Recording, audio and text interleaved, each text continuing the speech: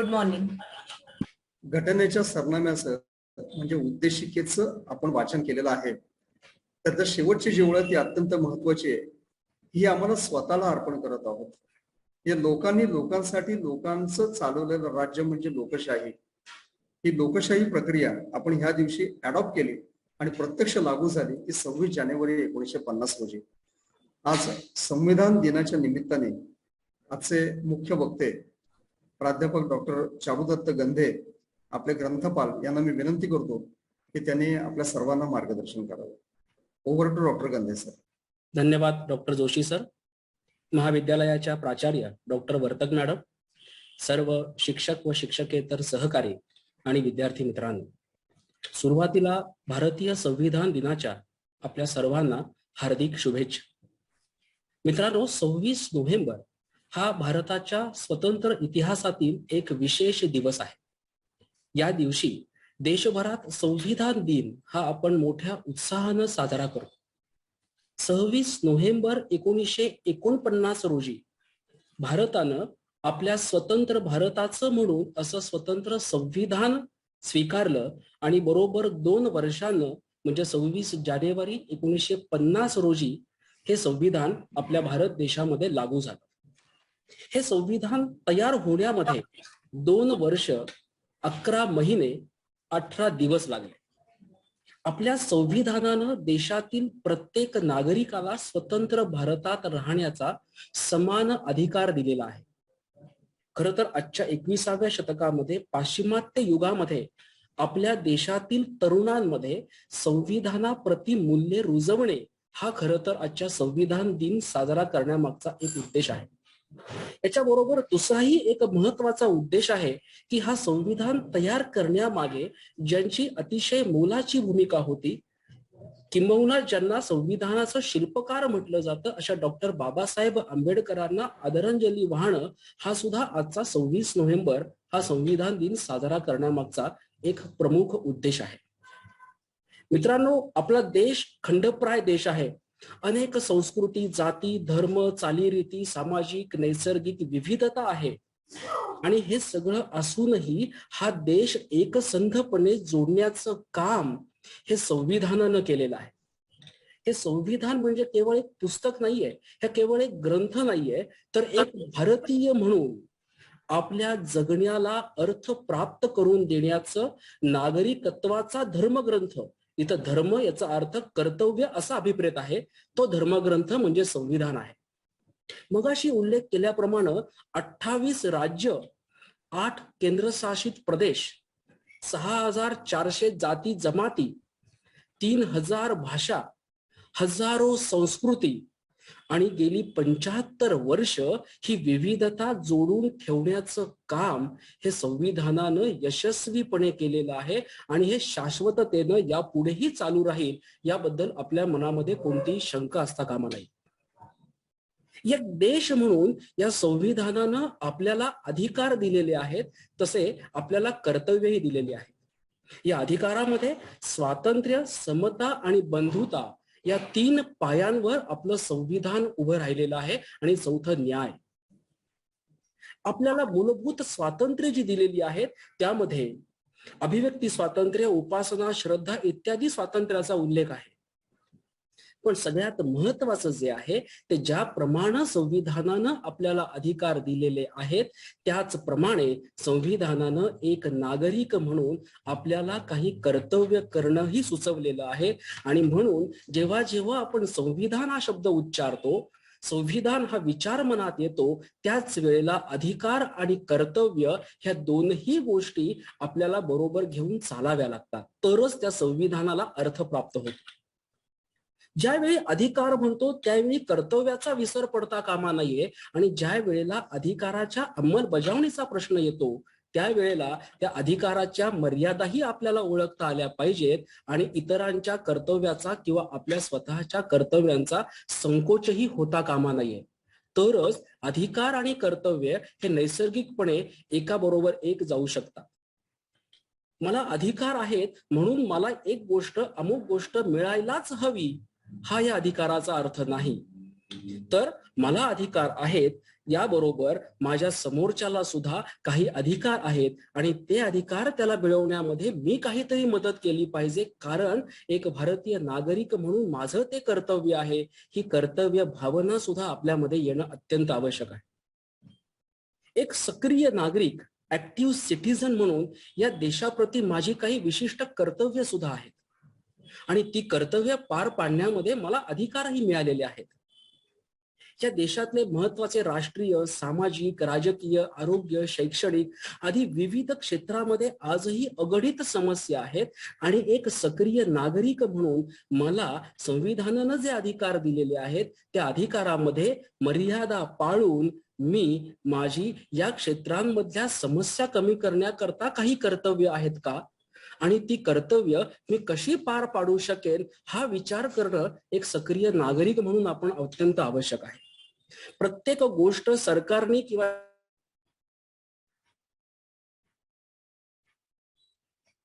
असा त्याच्या मागचा उद्देश नसून मी सुद्धा कर्तव्य करणं हे महत्वाचं आहे. अनेक क्षेत्र आपल्याला उपलब्ध आहेत, त्या क्षेत्रामध्ये आपण स्वतः स्वयंसेवक म्हणून स्वयंसेविता दिली पाहिजे. शिक्षण आहे, पर्यावरण आहे, आरोग्य आहे, अगदी अंतिम घटकापर्यंत या संविधानाचे लाभ लोकांपर्यंत पोहोचवणं हे माझं कर्तव्य आहे. हे जोपर्यंत मूल्य सगळ्यांमध्ये रुजत नाही तोपर्यंत ते संविधान यशस्वी होणार नाही. दुसरा मुद्दा याच्यातला जो आहे तो लोकशाही सुदृढीकरणाचा आहे. एक सक्रिय नागरिक म्हणून संविधानानं मला 18 वर्ष पूर्ण झाल्यानंतर मतदानाचा अधिकार दिलेला आहे, परंतु खरं तर मी मतदानाचा अधिकार बजावतो का?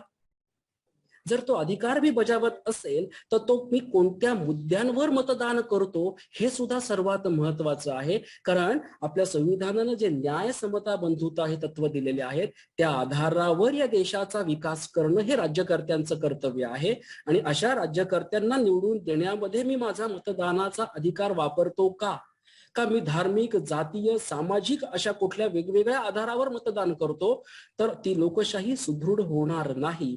म्हणून लोकशाही सुदृढीकरण करण्यामध्ये आपण आपल्या मतदानाचा सुद्धा अधिकार व्यवस्थितपणे वापरणं आवश्यक आहे.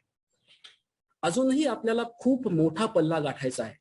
स्वातंत्र्यानंतर 75 वर्ष एखाद्या व्यक्तीच्या आयुष्यामध्ये 75 वर्ष हा खूप मोठा कालावधी आहे, परंतु देशाच्या आयुष्यामध्ये 75 वर्ष हा तसा पाहिला तर खूप छोटा कालावधी आहे. या 75 वर्षामध्ये आपण काय कमावलं हे सगळ्यात महत्वाचं आहे. कदाचित आपण अनेक भौतिक सुविधा प्राप्त करून घेतल्या असतील, भौतिक प्रगती करून घेतली असेल, पण एक राष्ट्र म्हणून, एक देश म्हणून, एक समाज म्हणून जो आपल्या सर्वांच्या कर्तव्याचा जागर होणं आवश्यक आहे तिथे आपण कुठेतरी थोडं कमी पडतोय असं या निमित्ताने माझं मत आहे. संविधानातील स्वातंत्र्याचा अर्थ आपण आपापल्या सोयीने घेतो, पण त्या स्वातंत्र्याचा स्वैराचार कधी होतो हे आपल्याला कळत नाही. त्यामुळे स्वातंत्र्याबरोबर कर्तव्य जेव्हा येईल त्याच वेळेला त्या संविधानातील या चारही तत्वांचा खरं तर चांगल्या अर्थानं आपण आपल्या रोजच्या आयुष्यामध्ये उपयोग करून घेऊ शकतो. आणि शेवटी संविधानाचं सगळ्यात महत्वाचं उद्दिष्ट काय आहे तर आपला देश एकसंध राहावा आणि एकसंध राहून सर्व समाजाला बरोबर घेऊन राष्ट्राला काळाबरोबर राहूनही गतवैभवाला नेणं हा विचार प्रत्येक नागरिकामध्ये रुजवला गेला पाहिजे. आणि एक शिक्षक म्हणून आपण हा विचार, हे संविधान, या संविधानातील मूल्य आपल्या विद्यार्थ्यांपर्यंत कशा पद्धतीनं जातील याचाही विचार आपण केला पाहिजे. या निमित्ताने आपण सगळे मिळून एक संकल्प करूयात आणि हा संकल्प कशा पद्धतीने तडीस जाईल याचाही विचार आपण करूयात.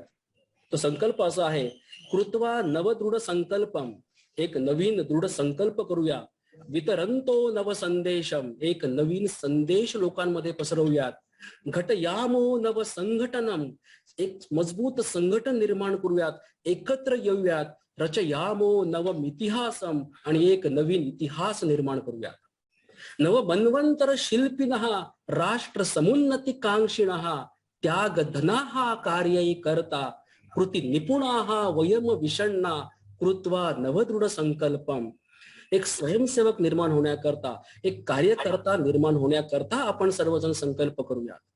पुढे असं म्हणतात, भेद भावना निरासयंत दीन दरिद्रान समुद्धरंत दुःख वितप्तान समाश्वसंत पण हे सगळं करत असताना कृतसंकल्पान सदा स्मरंत, जो संकल्प आपण करतो आहे तो आपण कायम स्मरणात ठेवायचा आहे. हे सगळं होत राहील. प्रगती पथानही विचलेम, प्रगती करत असतानाही आमचं लक्ष विचलित होणार नाही. आमच्या राष्ट्रकार्यावरच ते कायम एकाग्र राहील. प्रगती पथानही विचलेम, परंपरां संरक्षेम, ज्या चांगल्या परंपरा आहेत त्यांचंही आम्ही संरक्षण करू. समोत्साहिनो निरुद्वेगिनो नित्य निरंतर गतिशीलाः कृत्वा नवदृढ संकल्पम वितरंतो नव संदेशम. धन्यवाद. संविधान दिनाच्या आपल्या सर्वांना परत एकदा हार्दिक शुभेच्छा.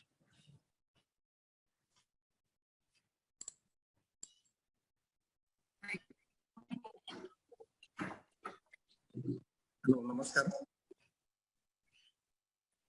हॅलो, धन्यवाद गंधे सर. माझा आवाज पोहोचतोय का? हो सर, येतोय. हळू येतोय सर. गंधे सर धन्यवाद. जोशी सर आवाज नीट येत नाहीये.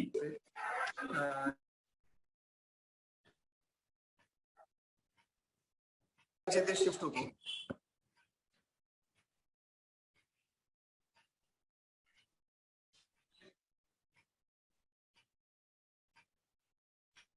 जोशी सर हो, नमस्कार. आवाज जरा मोठा हवाय, आवाज मोठा हवाय. आवाज मोठा पाहिजे. ओके, आला सर, आता येतोय. हा, नमस्कार. गंधे सरांनी आज संविधान दिनाच्या निमित्ताने जे विचार व्यक्त केले त्याबद्दल मी त्यांचं मनापासून आभार मानतो आणि डॉक्टर आमले मॅडम यांना विनंती करतो की त्यांनी आभार प्रदर्शन करावं. Thank you sir. आज 26 नोव्हेंबर आपण संविधान दिन साजरा करत आहोत. आपल्याला माहिती की आपला भारत स्वतंत्र झाल्यानंतर भारतात विविध जाती धर्माचे लोकांनी एकत्र येऊन भारतामध्ये शांतता टिकवण्यासाठी, त्याचबरोबर देशात एकात्मता राहण्यासाठी, अशा प्रत्येक व्यक्तीला आपले हक्क आणि त्याचबरोबर आपल्या कर्तव्याची जाणीव होण्यासाठी आपल्या देशासाठी हे संविधान तयार करण्यात आलेलं होतं. त्याविषयीची माहिती आपण आत्ताच या ठिकाणी आपल्या सरनाम्यामध्ये सगळ्यांनी वाचली आहे. माननीय डॉक्टर प्राचार्य ललिता वर्तक मॅडम यांनी भारताच्या सरनाम्याचे मराठी आणि इंग्रजी मधून या ठिकाणी वाचन केले. त्याचप्रमाणे जे सरनाम्यात सांगितलं आहे त्याचप्रमाणे आपलं वर्तन करण्याची मॅडमने या ठिकाणी आपल्याला आठवण करून दिलेली आहे आणि ही जाणीव करून या ठिकाणी आपण हे वाचन केलेलं आहे. त्याबद्दल या ठिकाणी माननीय प्राचार्यांचं मी आभार मानते. त्याचबरोबर प्रमुख वक्ते डॉक्टर गंधे सर यांनी खूप महत्वपूर्ण माहिती या ठिकाणी आपल्याला दिली की आपण फक्त संविधान दिनाच्या दिवशीच फक्त संविधानाचं पूजन करतो आणि फक्त इंग्रजी आणि मराठीतलं संविधान बघत असतो, परंतु त्याच्या आतमध्ये काय आहे हे याचा उलगडा जो आहे सरांनी आपल्या व्याख्यानातून या ठिकाणी करून दिला.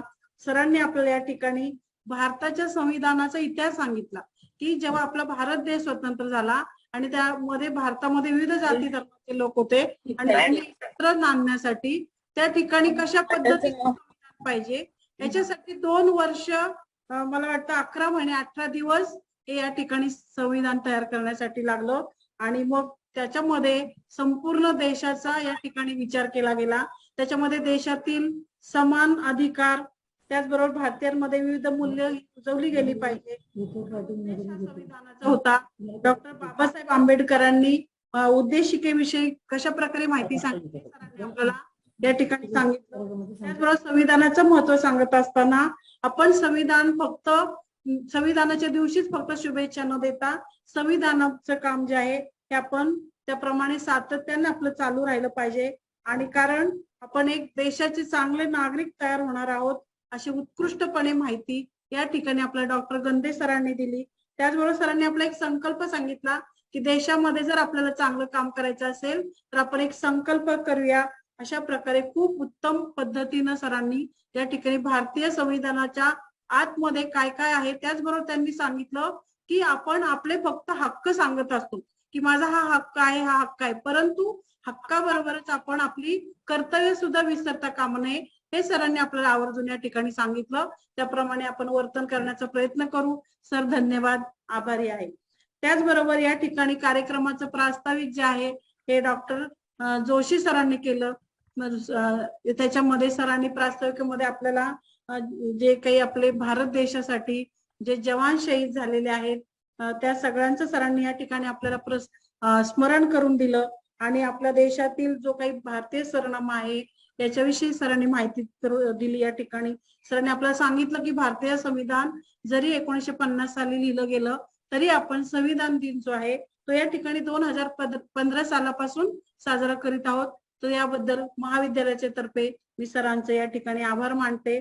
त्याचबरोबर माझे सगळे सहकारी या ठिकाणी प्राध्यापक मित्र, शिक्षकेतर कर्मचारी या ठिकाणी उपस्थित राहिले त्याबद्दल महाविद्यालयातर्फे त्यांचेही आभार मानते. आणि सगळ्यात शेवटी या कार्यक्रमाला उपस्थित राहून संविधानाचं महत्व समजून घेऊन त्याप्रमाणे आपले हक्क जे आहेत ते सांगत असताना आपले कर्तव्य विसरणार नाही अशी आशा मी आपल्या माझ्या प्रिय विद्यार्थी मित्र मैत्रिणी यांच्याकडून अपेक्षा करते किंवा त्या ठिकाणी बाळगते.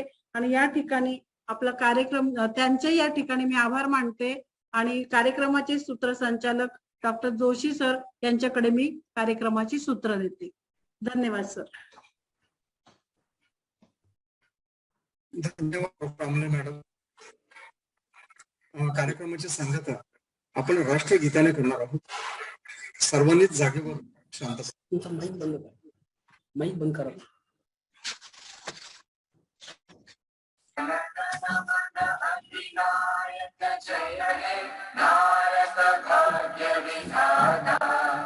पंजाब सिंध गुजरात मराठा द्राविड उत्कल बंगा विंध्य हिमाचल यमुना गंगा उज्जल जलधि तरंगा तव शुभ नामे जागे तव शुभ आशीष मांगे गाहे तव जय गाथा जन गण मंगल नायक जय हे भारत भाग्य विधाता जय हे जय हे